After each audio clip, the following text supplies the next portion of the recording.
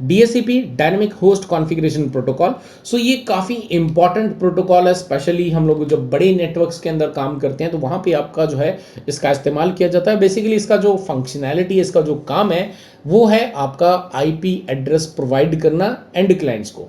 अब से for example यहाँ पे आपके पास में जो ए लैपटॉप है, इसके पास में अगर आप जैसे ही इसको कनेक्ट करोगे तो इसके पास में आईपी एड्रेस नहीं होगा, राइट। तो ये क्या करेगा, यहां से एक रिक्वेस्ट सेंड करेगा और वो रिक्वेस्ट जाएगी आपके डीएचसीपी सर्वर के पास, और फिर डीएचसीपी सर्वर जो उसको वापस वहां से आईपी एड्रेस प्रोवाइड करेगा।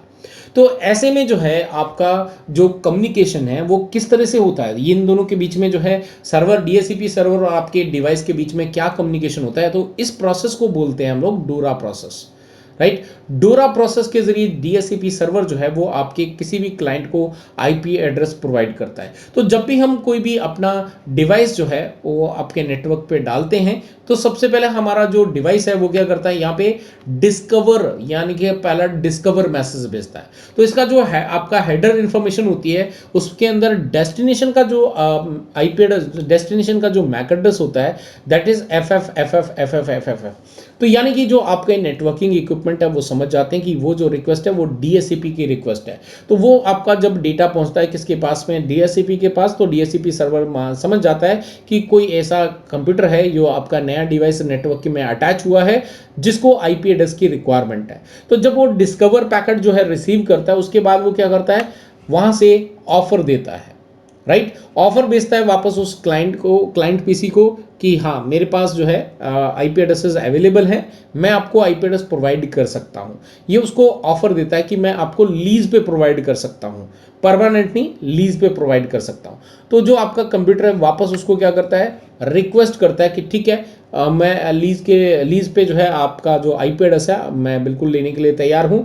तो जब ये रिक्वेस्ट जाती है वापस डीएचसीपी के पास तो डीएचसीपी क्या करता है, वहाँ से फिर उसको एक्नॉलेज करता है, और इस एक्नॉलेजमेंट पैकेट के साथ में वो क्या करता है, उसको जो आईपी एड्रेस देना होता है वो आईपी एड्रेस उसी एक्नॉलेज पैकेट के साथ में सेंड कर देता है। तो जब वो एक्नॉलेज पैकेट आपके कंप्यूटर के पास या डिवाइस के पास में आता है तो डिवाइस जो है उसकी पूरी इंफॉर्मेशन को रीड करता है, तो उसमें उसको एक आईपी एड्रेस मिलता है, और वही आईपी एड्रेस वो क्या करता है फिर अपने एनआईसी कार्ड के अंदर ऑटोमेटिकली अपडेट कर लेता है। तो ये आपका हो गया लोकल एरिया नेटवर्क में, जहां पे आपके डायरेक्टली लेयर 2 के ऊपर में कम्युनिकेशन हो रहा है।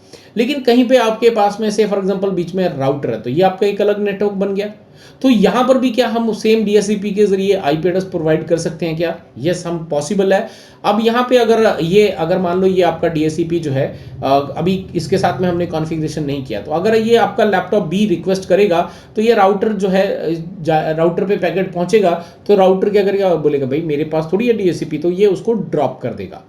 लेकिन अगर हमने इस राउटर के अंदर एक कॉन्फ़िगरेशन कर दिया, इसको एज अ डीएचसीपी रिले बना दिया, यानी कि इसको बता दिया हमने कि अगर आपके पास में कोई भी डीएचसीपी की रिक्वेस्ट आती है तो उसको कहां से आईपी एड्रेस आपको लेके देना है, राइट। तो ये अगर हमने यहाँ पे रिले बना दिया, इसको आईपी हेल्पर जो कमांड होती है उसके जरिए हमने इसको आईपी एड्रेस दे दिया, तो अब अगर आपका कोई भी नेटवर्क का जो इस राउटर के साथ में जो नेटवर्क है वो कोई भी डिवाइस अगर रिक्वेस्ट करता है डीएचसीपी आईपी एड्रेस की, तो वो आपका ये राउटर क्या करेगा, उसको आगे डीएचसीपी सर्वर पे फॉरवर्ड कर देगा।